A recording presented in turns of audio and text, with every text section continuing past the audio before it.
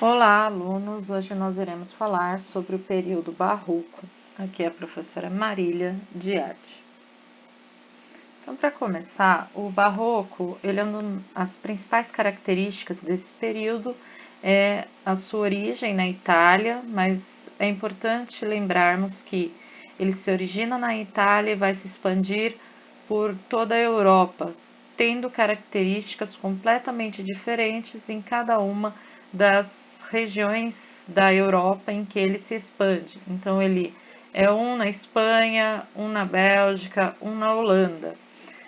Além disso, o predomínio da emoção, né, com temas religiosos, mitológicos e retratos. Então, enquanto a Renascença ela vai lutar para trazer novamente aquele equilíbrio entre razão e emoção, religião e ciência que existia na Grécia Antiga, já no período barroco ele rompe com esse equilíbrio e passa a ter um predomínio dessa emoção. Então, nas produções artísticas, elas serão carregadas, impregnadas de emoção, de sentimento. Isso vai ser muito forte, uma das principais características, então, do nosso barroco. A palavra barroco não se tem ao certo a origem, mas supõe-se que ela venha ou do português barroco ou do espanhol barroco, e ela significa pérola imperfeita. Na verdade, esse nome foi atribuído ao período artístico posteriormente por alguns críticos que julgavam o período barroco como um período de menos valor, né, por assim dizer. Ele era um período que eles achavam, para esses críticos, que era uma releitura mal feita do Renascimento. Então, era muito rebuscado, muito enfeitado, com muitas curvas, então ele não tinha uma qualidade técnica tão boa quanto o Renascimento. Logicamente, isso para esses críticos que vão atribuir o nome de uma forma pejorativa de barroco. Mas com o tempo, esse nome, essa forma pejorativa barroco acaba se tornando aí um símbolo da qualidade técnica desse período. Então aqui eu coloquei para vocês a figura, né, o quadro, a Medusa do pintor Caravaggio. Esse quadro fica bem claro essa questão da emoção presente na obra, como se no auge de uma cena, naquele clímax, a cena tivesse sido congelada. Eu acho que essa é a melhor definição para as produções barrocas. Tanto a escultura quanto a pintura é como se eu tivesse congelado a cena no clímax, naquele auge da emoção de uma cena. Aqui no caso é do momento em que a Medusa tem a sua cabeça cortada, então ela preserva toda a expressão de dor, angústia, choque da Medusa naquele momento, no ato da sua decapitação. Principais fatos históricos desse período são o surgimento do piano, a utilização da escala de graus centígrados, e nós teremos aí um dos grandes marcos, que é Mozart compondo aos 8 anos de idade a sua primeira música. Na escultura, eu peço que os alunos façam a correção, pois na apostila está determinado como Berrini e o correto seria Bernini, ok?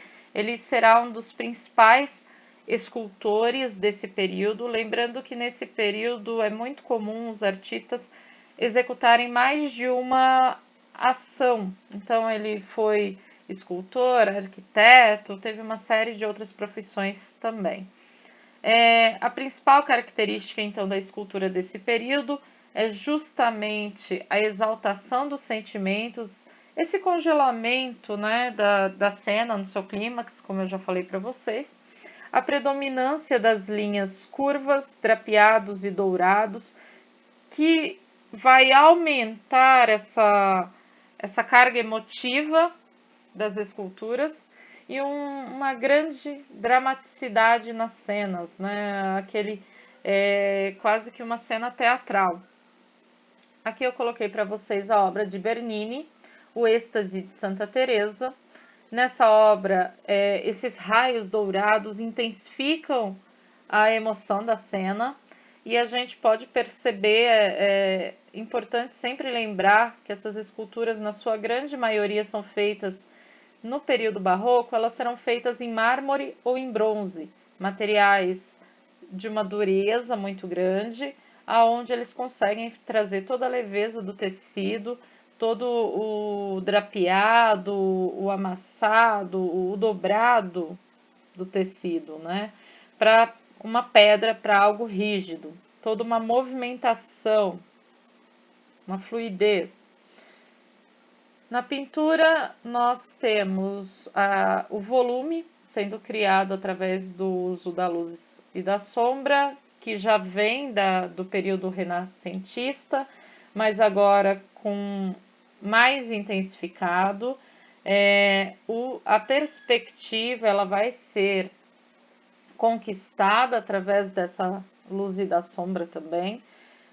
O predomínio da composição em diagonal. Quando nós trabalhamos o Renascimento, nós vimos que no Renascimento o predomínio era uma composição piramidal, então eu conseguia traçar um triângulo no meu quadro, na minha pintura, e já no período barroco essa composição ela se torna diagonal. Eu vou conseguir traçar apenas uma linha na diagonal do quadro, intensificando ali, trazendo com bastante clareza quem é o elemento principal da obra. Contraste entre claro e escuro para intensificar a emoção. Então eu vou ter contrastes muito claros, muito aparentes. Geralmente o claro, a luminosidade, identificando o elemento principal da obra, e o escuro em seu entorno. Os principais artistas serão o Caravaggio, Tintoretto, Pozzo, Velázquez e Rembrandt. Nesse período, nós teremos também uma característica na pintura de Michelangelo. Em alguns livros, ele acaba sendo considerado como precursor do barroco, porque já ali nas suas últimas produções, quando ele pinta o Juízo Final, a característica daquela pintura, ela é completamente diferente, por exemplo, da criação de Adão. Ele já tem uma outra visão de mundo, uma outra visão da religião em si, do próprio catolicismo, e nesse Juízo Final ele pinta um Deus rancoroso, punitivo, bem diferente da visão que se tem na criação de Adão, um Deus complacente, com emoções equilibradas. Ele já traz essa carga emotiva, então, no Juízo Final. Lembrando que ele, mesmo assim, ainda é um artista renascentista, mas ele começa a dar uma visibilidade para essa nova forma de pintar que vai surgir um pouco mais à frente no Barroco. Aqui eu trouxe para vocês a obra do Tintoretto, chama-se Cristo em Casa de Maria e Marta, e nessa obra a gente pode ver a composição em diagonal. Então eu consigo traçar uma linha diagonal aqui no quadro.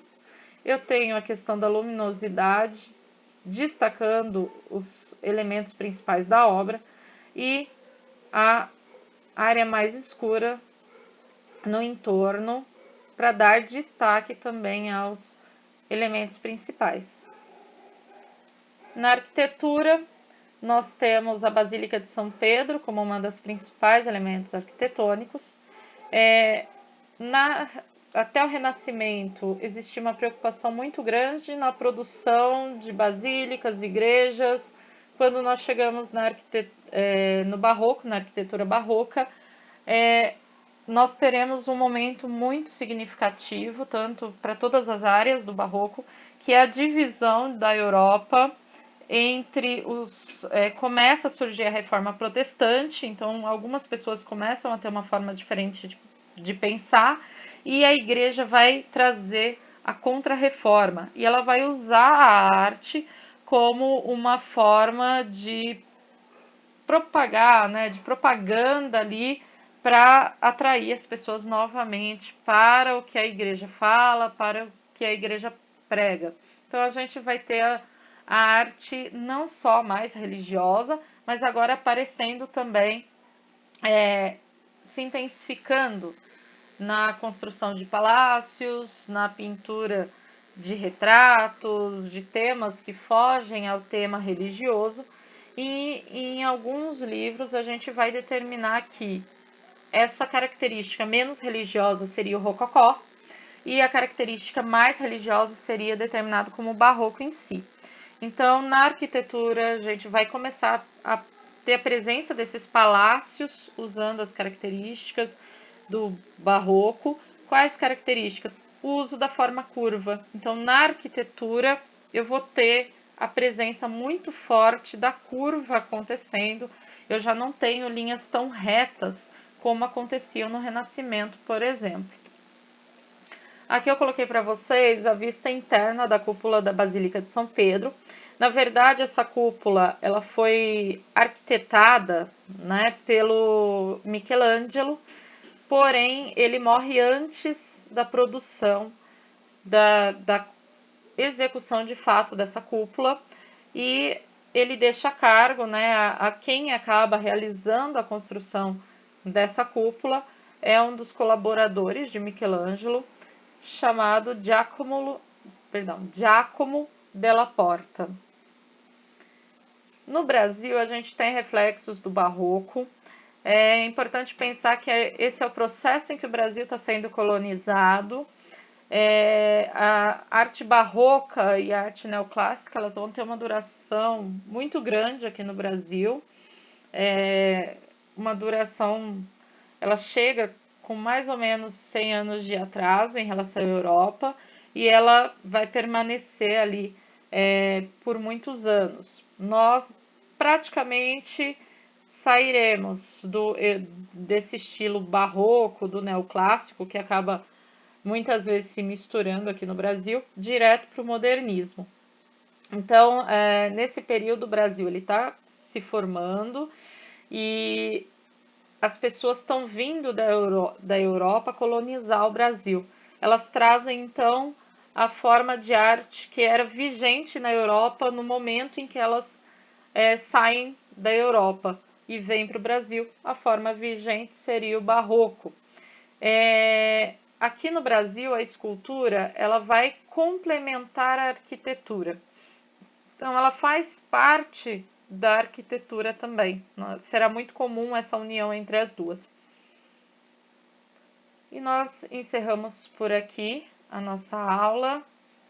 Espero que vocês tenham gostado. Até a próxima aula.